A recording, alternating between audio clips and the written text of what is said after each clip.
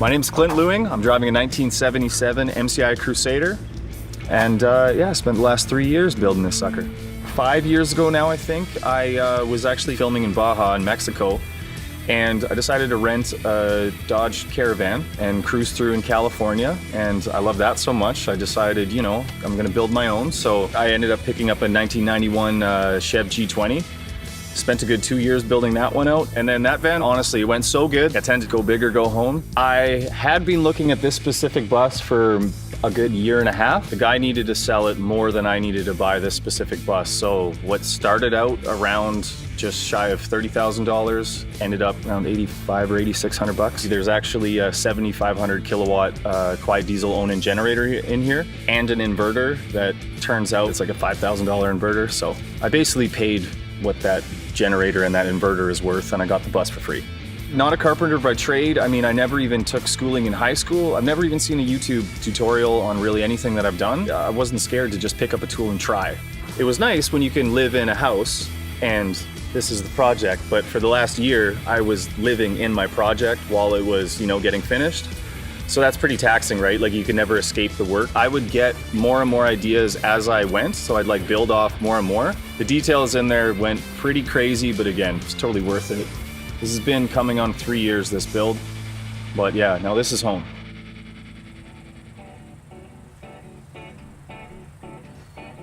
This is my 1977 MCI Crusader. It's an old charter bus that has 197,000 kilometers on the hubometer. Basically not even broken in. Always thought of doing the schoolie thing. So once I started looking at charter buses and the Prevos, I'm like, as soon as I saw the first one, I'm like, oh damn, I know what I'm gonna do. So school buses went out the window, and then I was looking for charter buses. Once I saw the look of this 77, it's like done, that's it. 545 liters of diesel this one got, so it's not too cheap to fill up, but you go a long ways. 2 brand new batteries. It's a 24 volt system, so these batteries are brand new. That's obviously how I start and stop.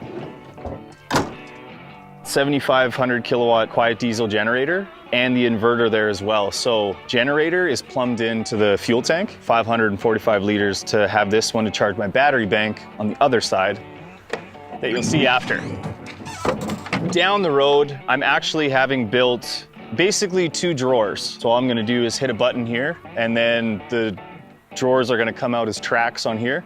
So one drawer is gonna be for tools, and this is gonna be the adventure drawer.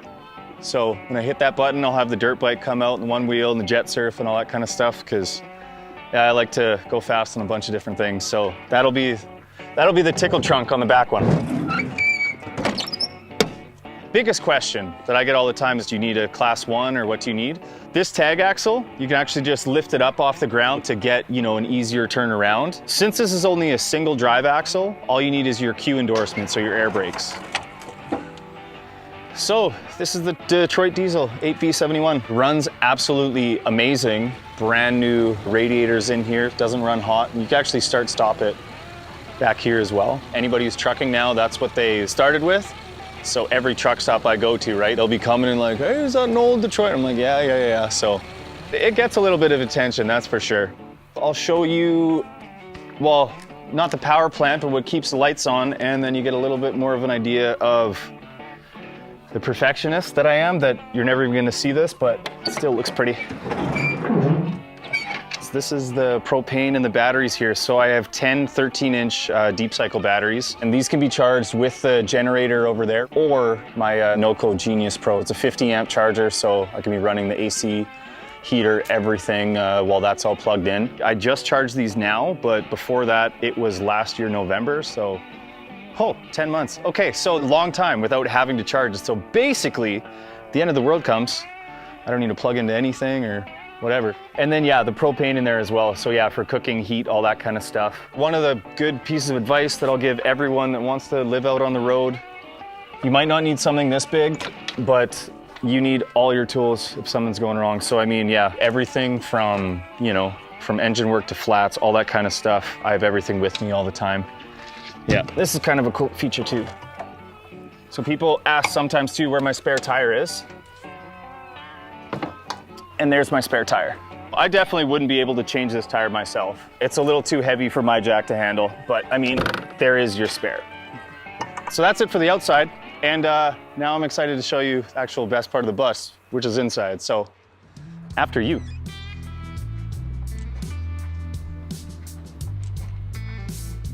What is great is this bus is an automatic, not shifting through gears, that kind of thing, which makes driving a lot more comfortable. And it's actually super comfy to drive this bus. I mean, this seat, you know, when it's aired up, like you're actually on air here as well. So you're just bouncing nice comfy here, and you got a hell of a view, and you know, the music sound system, it's great. So yeah, it's super comfy to drive this one. This is the whole sound system and everything that I built in. I have two 1500 watt Hertz mille amps that are powering 2 Hertz mille 12-inch subs and 8 6.5 inch mille rounds. So there's 2 on each side here, and then we got 6 up top.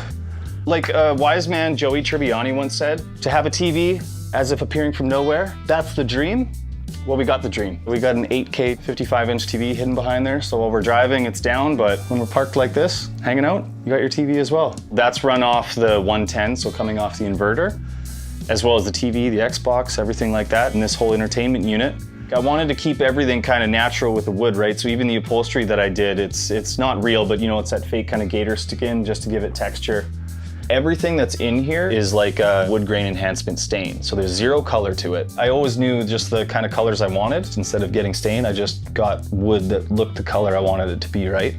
Actually, the armrests here on this side and that side over there, you see the green epoxy? This is actually the center cutouts from the back vanity over there.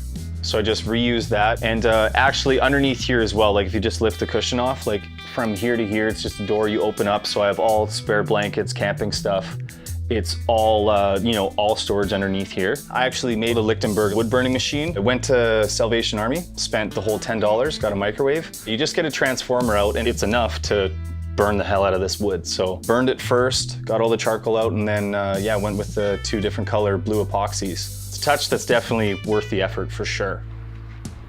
On next, where Sarah always likes hanging out, especially in the winter, I did get the electric fireplace in here. So in the winter here in BC, like this is more than good enough. Like it's hot in here. The only thing that I paid someone to do is come in and spray the roof with the spray insulation. I have silver board, the vapor barrier in the walls, R40 on the floor of Roxol. So that's the insulation.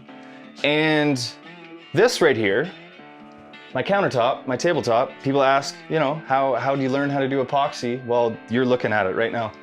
So this is black walnut. This all comes together into obviously the sink and the stove in there. I'm gonna have my freshwater tank and my gray water tank in the middle luggage bay. This switch right here is the pump. You turn this switch on, and then you'll be able, when I do get the faucet in here, to run. And then a lot of sentimental pieces that I put in here too, like this door knocker, my mom brought it back from the Netherlands. That's the handle for this cabinet here, but yeah, I was lucky enough to find, you know, lion's heads that are the handles for everything else.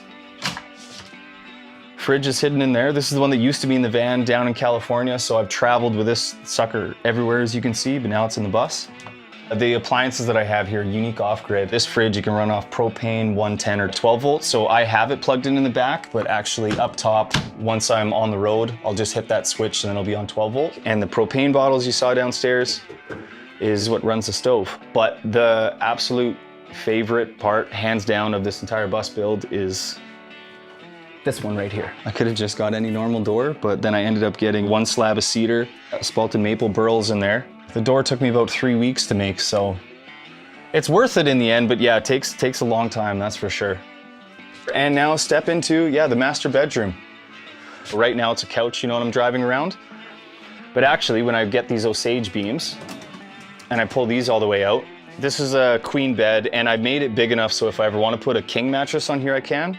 The van, I had it where the drawers are actually the support for the bed.